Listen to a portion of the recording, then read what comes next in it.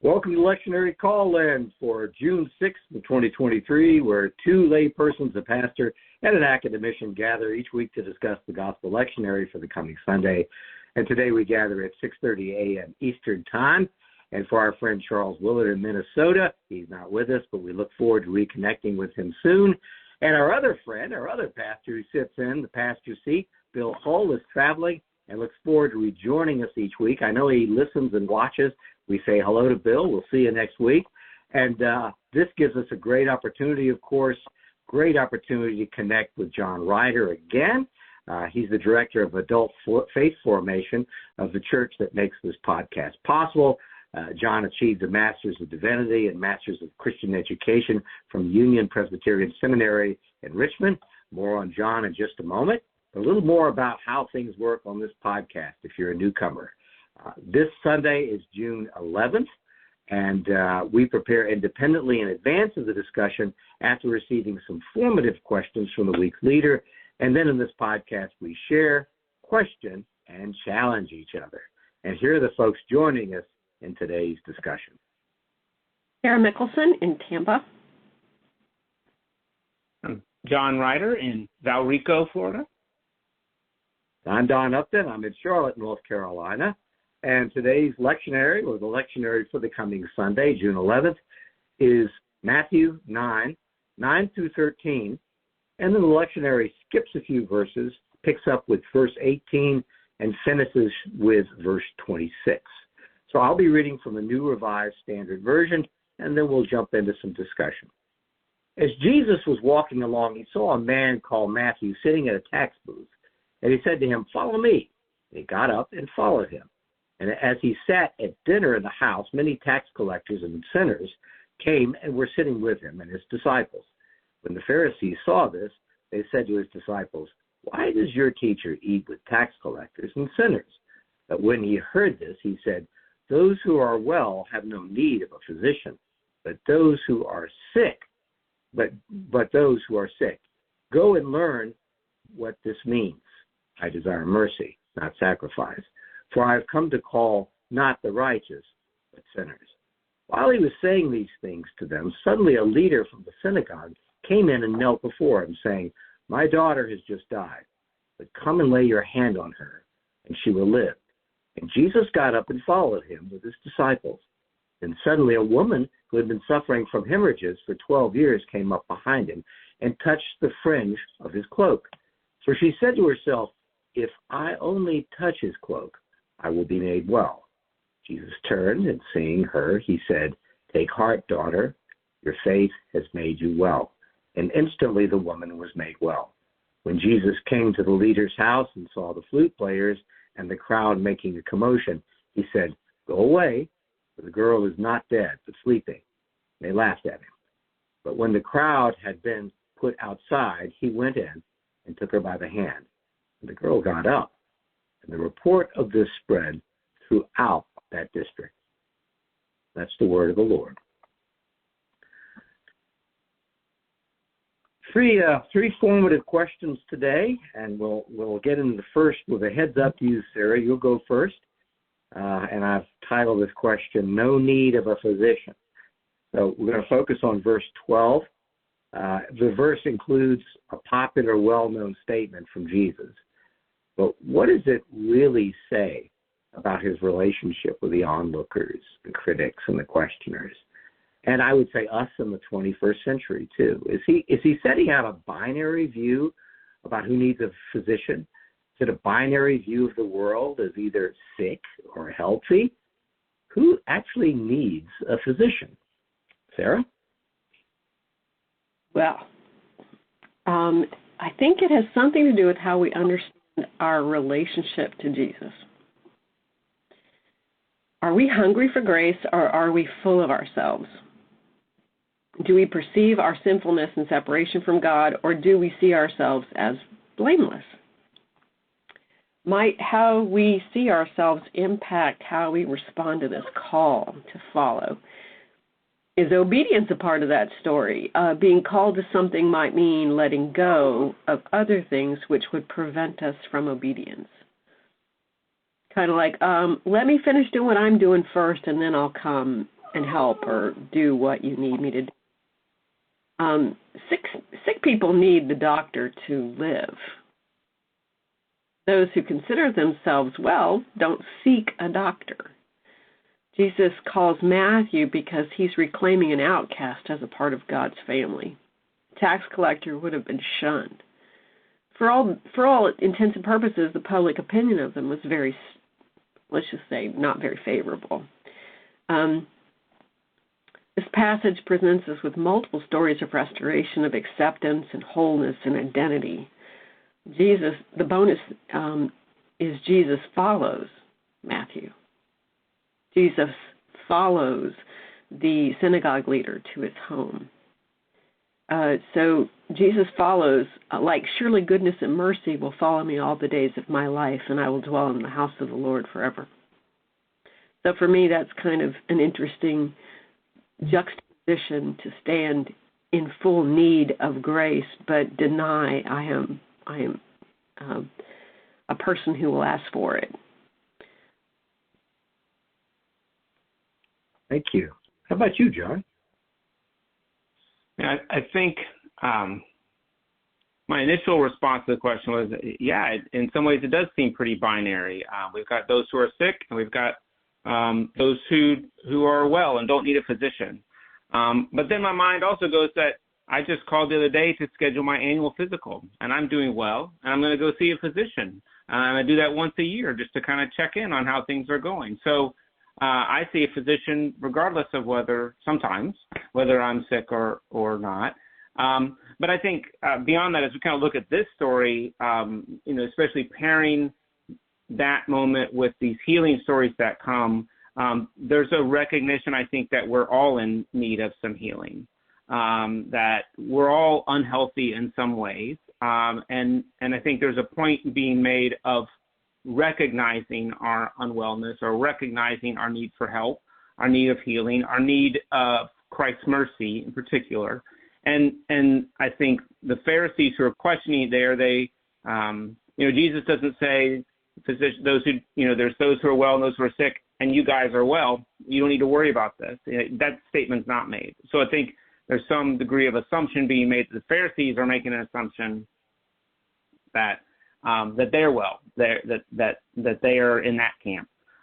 But I think from a Protestant perspective, we'd say that we all fall short of the glory of God. We are all, totally depraved and sinners, and that kind of thinking of that relationship to Christ, as Sarah was kind of talking about, we all are in need of some wellness. And so, I don't know, for me, I think we like to all think we've got it all figured out. We like to be in control. And these stories here for me remind me that all it takes is a sickness, a disease, a natural disaster, a loss of a job, some kind of turmoil in our life, and the script of how we're in control gets flipped, and we're in a moment of crisis. And what I hear in two of these stories, both the woman who seeks healing and then the leader, is desperation. And so desperation and a combination of desperation and faith. But in that desperation, coming to Christ, asking for healing and mercy. And I think where I connect with that is I do that. I know lots of people that it's those moments of crisis is when they have their relationship with Christ. I'm not in control. This is not well. I need Christ's mercy and healing. And so I do think there is to kind of get back to that question about, is it a binary view? I think it is, but I think the question after that was who needs the physician, and I think we all do. And that gets picked up, I think, throughout this passage, which is what I really love. These are faith stories, these are healing stories, but really it's about inclusion and who's part of the kingdom. And so, to me, we're all in need of the physician, which challenges me to say, who are the folks in the world around me today, besides myself, who need the physician? Who's the outsiders? Who's the marginalized? Who's the tax collector? How do I extend Christ's love and mercy to them? Thank you. I like that it starts with fellowship and dining. There's almost like there's this subtext of like there's health and fellowship. It starts, and Jesus has pursued that fellowship. He starts. He's the first pursuer, and then he gets pursued, and it's both. He's chasing, and then people are chasing him. But it starts with this fellowship, and John, you talk about people in the day, and like it's a reminder to me that there have been times in my life when I have not felt comfortable, or not. I've created my own rules or my own static expectations about how protocols work, and I've had good friends like, why aren't you? Why don't you? Shouldn't you try? And they push, and it's a wonderful thing to walk into new places and new rooms, new relationships. It's wonderful. You have to do it to talk about the change. It's almost an evangelistic thing. It's like, try it. You'll like it. It's great. The food's good. The conversation's excellent. Try it. The water's great. Dive in. It's great. I just, as I read this, it's like, man, I don't say that enough when there's breakthrough. And this is about change. And so it starts with the fellowship. I'm really attracted to what you said, John, about the binary. I didn't know what the answers would be. I raised the question, is it binary? And I liked it. You're like, yeah, it is. And it's almost like a resource or a tool. It's like if you can start with binary, then you can really see the interplay. And what I imagine, Sarah, if I was putting a scene together, like a stage scene or something to make a point, I'd have people who weren't pursuing at the time. To your point, John, people not seeing out of need, going, well, that's interesting. What do you think? Yeah, I don't think this is appropriate. Do you think this is appropriate? No, I don't think it's appropriate. Would you eat with those people? Oh, no. This is a mess. This isn't really good. And then you have the second scene, which is, I'll use your name, Sarah. It's like, what are you doing, Sarah? It's like, well, I've got a sick member of my family. I love them, and I'm responsible, and I'm pursuing him. Yeah, but I thought we were all together on this. Wait, John, what are you doing? Well, I got to talk to Jesus. Things have changed. I'm going to go pursue Jesus. I thought we were together here. What's the problem? Well, the problem is love, responsibility, sympathy, urgency, sickness takes over. And what's the next thing that happens is, wait, where are you going? I'm going to go talk to this teacher. I have to pursue it. One modification in your scene, I'd have a tax collector come over with a plate and go, hey, do you want some? That's right. Yeah, let me help you. If you're running over there, let me help you speed up. I'll keep your stuff for you. I'll carry it for you as you go over there.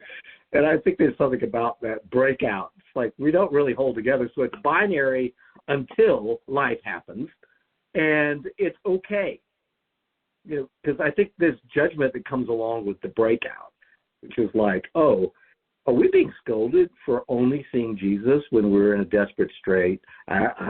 No. Jesus can pursue, and at the same time, we have this great need, which goes to this beautiful internal discussion that this woman has, and we get to reveal, it's revealed exactly what's happening. And it all kind of flickering into vision. It's like all this unseen. It's almost like I want a footnote going, by the way, a lot of people aren't paying attention here. So we're going to give you this so you could, and all these people start flickering into life. Like, I didn't see the tax collector there. Now he's eating. I didn't see Jesus doing this. I didn't see the woman. Sarah, remember Jeff Kohler was a pastor at Palmacia years ago. When he talked about this, he reminded us that touching the woman, which is the next question is going to come up, removes people from the presence of God. It's almost like, if she touches Jesus, they both flicker and disappear because they're not appropriate anymore. But it just goes the other way. She becomes part of the community. You see more. The more there's interplay, the brighter the people become. And you have to see it. There's touching and there's healing. It's like, oh, my gosh, I didn't see all this. And, oh, no, 3 more people have popped into the scene. I didn't see you before. So there's another, it's like if I was doing a film, I just have these other human beings, like, I didn't see her, I didn't see you, I didn't see Jesus. What is going on? And it's just this fellowship, the healing of the fellowship. Well, let's continue the discussion with another aspect of the passage. And John, this question is for you. Let's flip ahead to the commotion at the girl's house. when Jesus arrives with a healing story in between, this is the third part of the selection. It begins with some stage setting context at the girl's house. Why does the author feel the commotion and the musicians need to be in this scene and then dismissed? And just a reminder for the folks, I only read it once, is there's flute players and there's a great bit of distress and commotion at the house when Jesus arrives and he dismisses them. John, what do you think? Why is that written in? Why is that important? Well, I first want to say that as a former saxophone player in the marching band, I'm delighted that the flute players are getting called out and sent out outside. Yeah. So yeah, my sister was a flute player.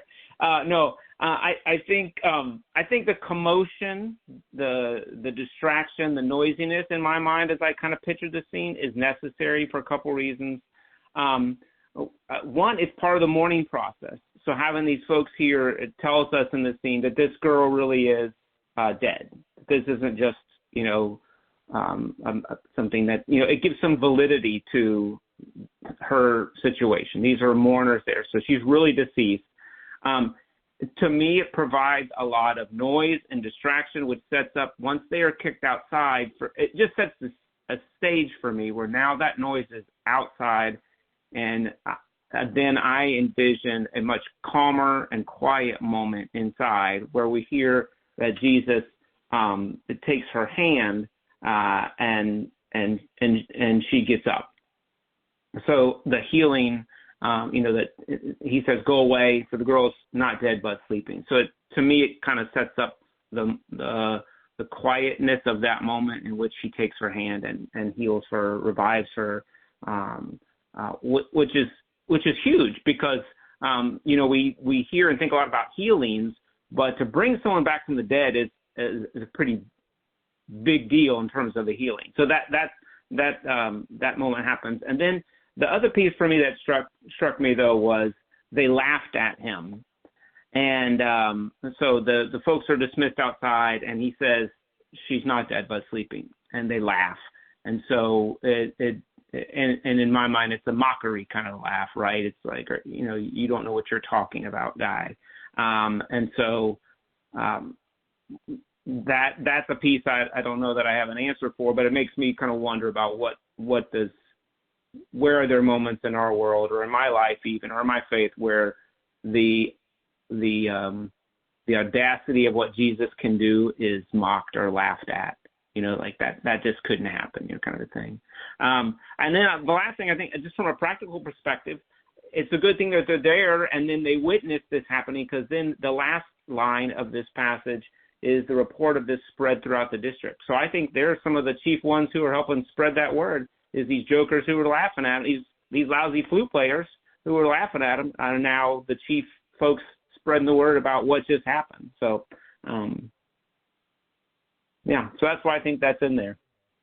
Thank you.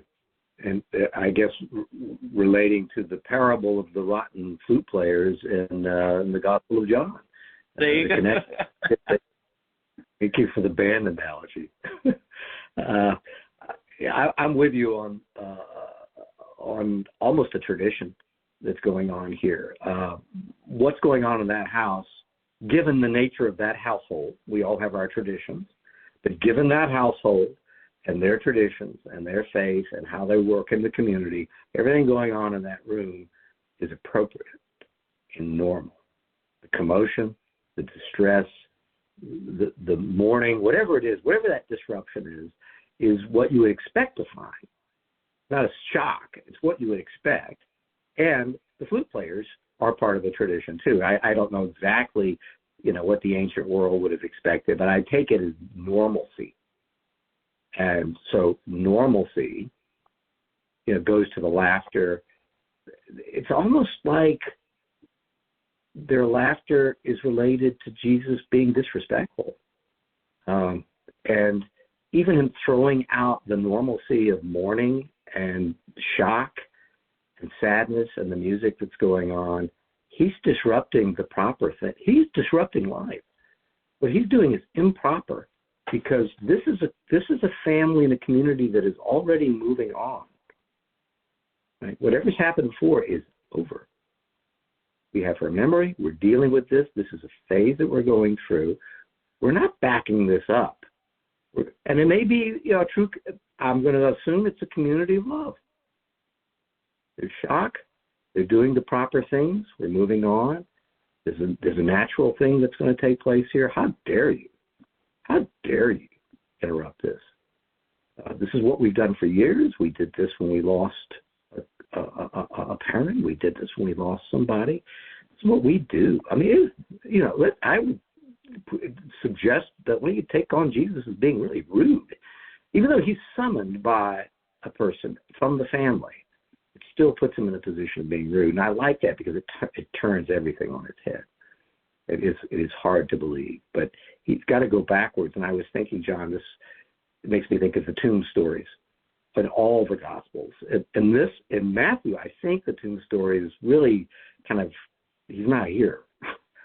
The other tomb stories have a lot more, but this one's, what are you looking for? He's not here. And I know I've talked about this over and over again, but you go to the tomb of Jesus because there's a job to do. You care for the body, you finish what is unfinished, you move on, and you preserve the memory of the great teacher. Just like they're going through a process to preserve the memory, lock in time, this lost daughter. How dare you? How dare you disrupt the preservation of the memory and the comfort we're showing each other? That's the gospel's like, wow, talk about flickering into place here. My gosh. So I like that, and that the mourning process is actually unacceptable. Not here. And he has to actually throw them out. I'm almost thinking of money changers getting thrown out of the temple. I mean, he may not be violent, he's not overturning tables, but it is a violent disruption of a tradition and a behavior that is no longer acceptable. How about you, Sarah? What do you think? Okay.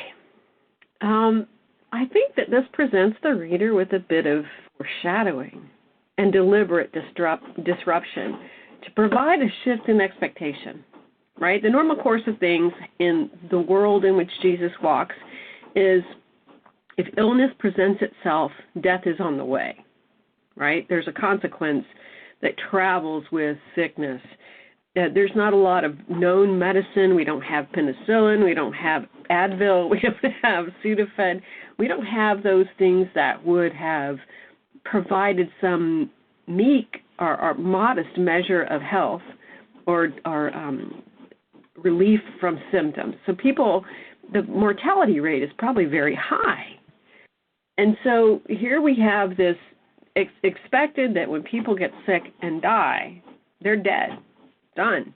We go through the exercise and the normal behaviors, and you said normalization here. So I think Jesus is disrupting this. I think this is one of the first opportunities we have to see what is coming when it comes to changing or shaking the Etch-a-Sketch in a permanent way. So I think let's see what the good physician can do. I mean, that's kind of being presented to us. Jesus dispels this expectation, and in turn, the mourners who have gathered to announce the death, to publicly witness the death, to be a part of the process of moving through this particular phase of loss, he dispels them like he does, and I thought exactly like you did, of the women at the well, of the women at the tomb who come to do the memorialization of Jesus' body, and it's gone. So there's some dispelling there. And then the disciples run to the tomb, and he's not there. And so it's this wonderful shifting of expectation, disruption of the normal stage or the normal progression of things. The other thing that struck me is here's a father arguing for a daughter who's dead.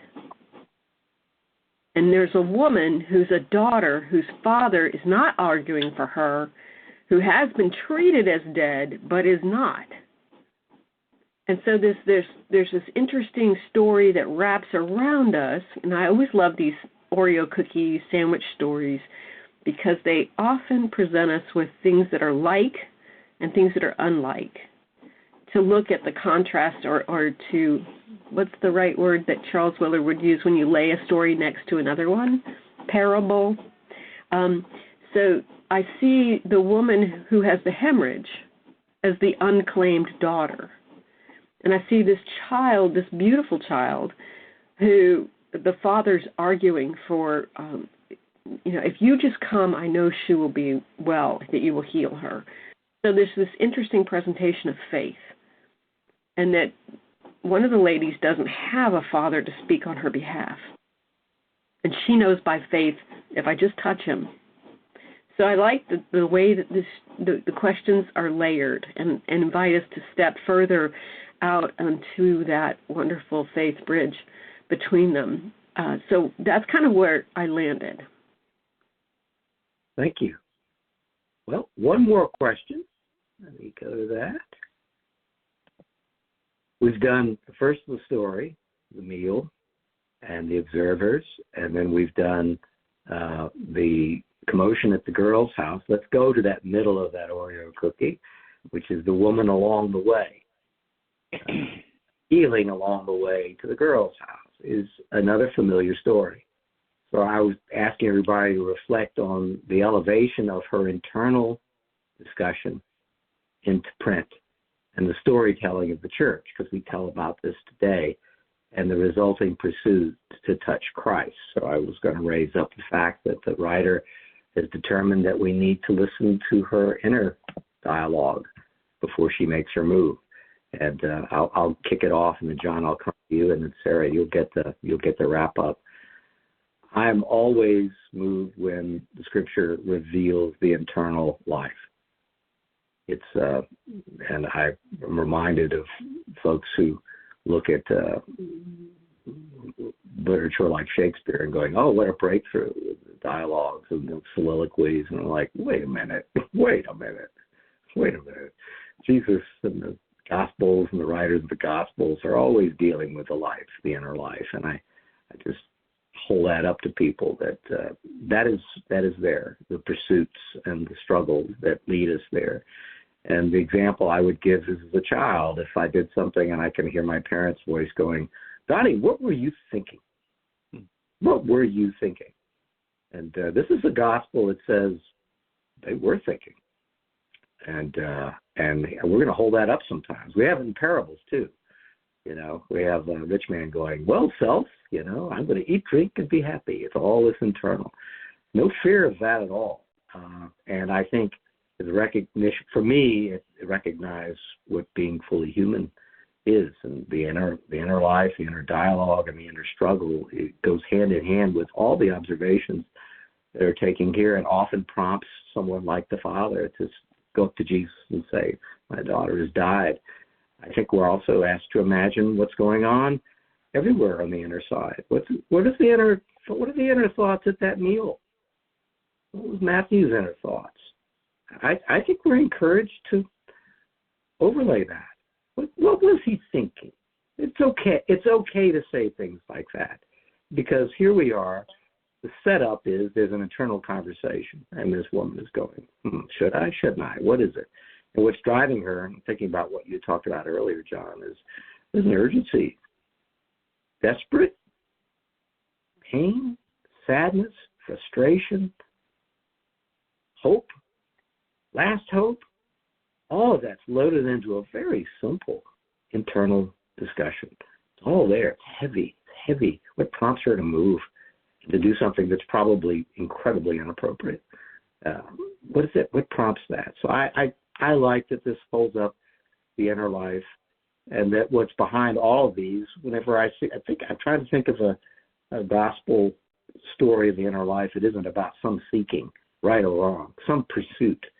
And in this case, we have two people that are pursuing or deciding to pursue. Shall I pursue an idea or a solution? Yes, I will. In this case, it's so simple, it's just a basic touch. So Jesus is aware, he hears, and I think it reminds me of the mind work that's going on all the time that we are seeing in our pursuits. And in this case, the inner life overruns everything that we see here. Without that in our life, none of this scene would be possible. And if I were writing another question for this, it would probably have something to do about the inner life and change and the connection between the seeking and even what's held up here. I think we're talking about this desperation and the urgency that drives us to pursue Christ. I don't know if there's a fine line or a gray area or whether it's just washing over, but it seems like the seeking and the pursuit sure sounds like prayer. John, what do you think? Well, I think as I kind of reflect on this internal dialogue or monologue that she has, at first glance, it's kind of like, oh, this is like magic thinking. You know, if I only do this, this will happen. But I think as we kind of scratch underneath that surface level thinking a bit, I mean, I think I mentioned it earlier and you highlighted it too, Don. I think there's a desperation in that statement. If I can only do this, I will be made well, right? And her desperation does result in the outcome that she's seeking, right? She is made well. But I think that desperation comes from a place of faith, and faith that she will be healed. And I think we see that same desperation in the leader who throws himself at the feet of Jesus in an act that is very humbling for him to do and out of place and out of character for his station, who he is. And so, we have these kind of threads of desperation, but that come from a place of faith. But in her story, we hear that she is healed. And Jesus says, "Take heart, daughter, your faith has made you well." But I would say that it is, I mean, he names her faith as making her well, but Jesus is the one that does the healing, but her faith is the agent, the impetus for that healing. And that's reflected in that kind of desperate dialogue that she has. And Sarah, I appreciate you lifting up that daughter language, because I noted that too. And to me, both him saying, daughter, take heart, daughter, your faith has made you well. And then the very next thing we get to is the healing of someone's daughter, is a reminder that we're all children of God, that we're all beloved children of God. And so kind of draws me into that story. I have daughters, but just a reminder that I am a child of God. I think there's a lot going on when we look at this passage, right? We've got the call of Matthew, these wonderful healing stories. We've got you guys have highlighted the movement that I didn't really notice as much of pursuit and of Jesus and Jesus pursuing, and we have folks who are desperate and seeking healing, and then we also have the ordinary, where Jesus calls Matthew right out of his ordinary daily job, so to speak, of life, and all are this movement from those who are excluded to being included, and so I think there's just a ton of stuff going on in here. And then the last piece that I would want to lift up is these stories of healing for me, and even the beginning with Matthew and kind of the recognition of who's well and who's sick. For me, it's an invitation to kind of to recognize and to name my own brokenness, my own need for Jesus, my own need to pursue Christ for healing. What are the parts of my life that I need to have maybe some desperation to say I need to reach out and touch that cloak? But I think that's not just me. I think we're all in need of some form of healing and some form of help. And just as Christ is there and responds to the leader and to the woman with attention and love and mercy, just as Christ does that for us as well. And just as Christ calls a tax collector from his daily job and says, come follow me, Christ calls us to even in our broken and our ailing state, to come follow him and do the same thing and engage in a ministry of love and sharing Christ's mercy to all beloved children of God. Thank you. John, let me stay on that just for a minute. And if I'm off pace with this question, you could just dismiss it. And we could do the Charles Willard, which is pass. But I was hearing a caution in what you were saying about this, I think. And I think we've talked about in the past. It's I think Sarah, we said be careful. This is not a Tinkerbell passage, and that it's like if you clap really hard, you really clap. That's not what this is. This is about an authentic individual who is revealed to us through the boldness of the gospel, including her inner life, who pursues Jesus specifically. But I'm just checking. I kind of heard a caution in you about that. Yeah, I would agree with that, Don. Yeah, I want to say it's easy for us. It's exactly right. It's a word of caution. It's easy for us to say, oh, this is just magic thinking on her part. If I do this, this will happen and all will be well. But I think there's much more to it than that. I mean, she's coming at it from a place of faith and truly believes that if I do this, something will be different. And that is the result that we see. So, yeah, I would agree. I think we want to be careful not to dismiss her dialogue, dismiss her thinking as just some desperate woman. But she's truly coming from a place of faith, which Jesus names and lifts up in his dialogue with her to say, daughter, your faith has made you well, right? Take heart. Thank you. Sarah, you get the wrap up. What do you think about this and the inner life that's revealed here? So let's look at separation, because I think that's part of the story. Matthew has been cut away, if you will, from the body of faith. He's a tax collector, which probably means people perceive him to be someone who skims, who takes more than he's entitled to, who works for the enemy, who is making a living at other people's hardship. And he's been segregated and kept separate from the faithful, the people who are pious, the people who are perceived to be knowledgeable leaders in the faith. So I kind of say, when we stand on the other side of judgment, we're often a Matthew.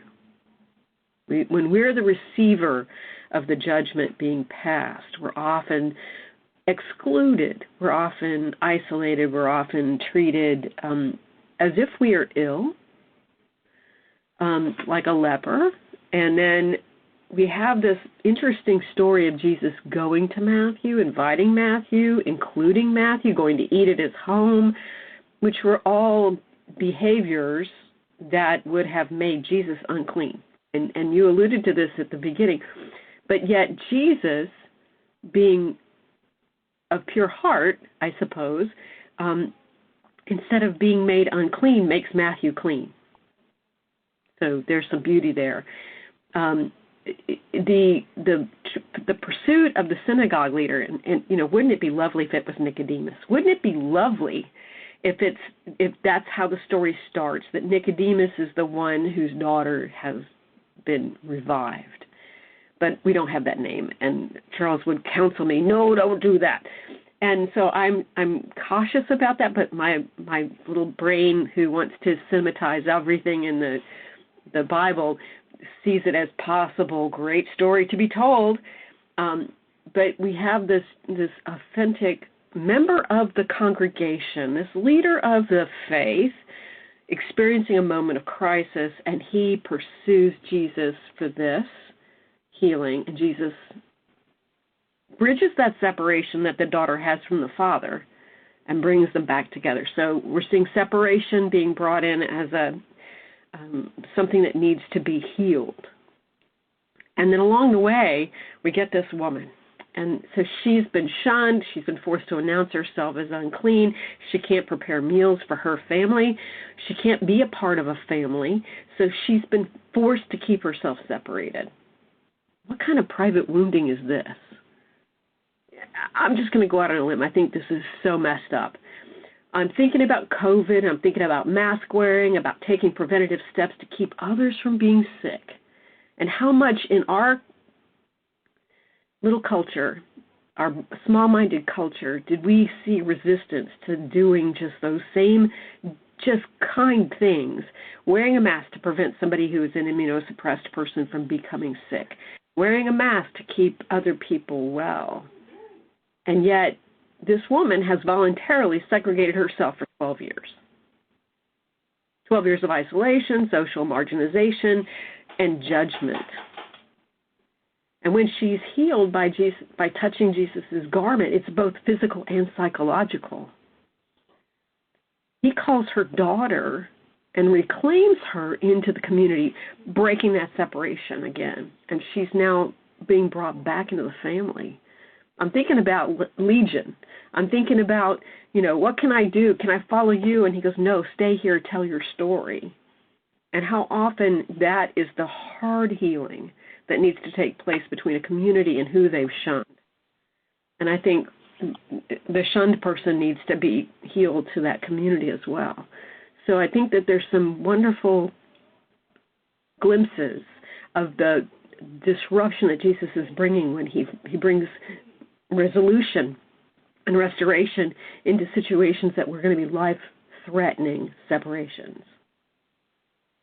I love this. I'm with you, John. I think that there's so much here, and that we can pause and just look for a moment at each one of these things and go, double-click that, because there's like 9 years of information right here.